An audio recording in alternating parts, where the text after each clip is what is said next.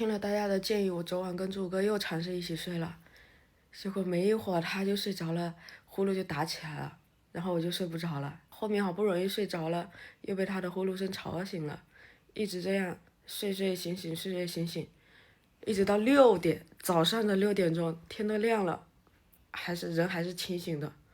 他那时候刚好起来上厕所，我全部都知道，然后我就让他上完厕所去隔壁睡了。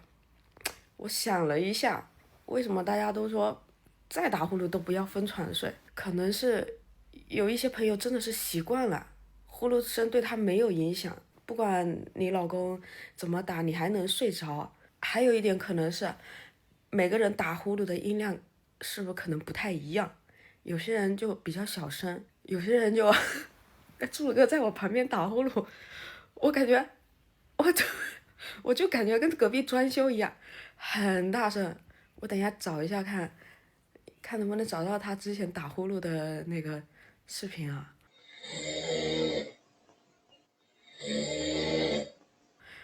我是真的睡不着，这样我每天就白天工作就很没有精神，一整天没什么状态。晚上如果睡不好，过几天带他去呼吸科看一下吧，看能不能做个小手术，或者是给他带个呼吸机。因为我看评论里很多朋友说，可以去看，可以去改善的。哎，真不是我们想分床睡，是真的睡不着。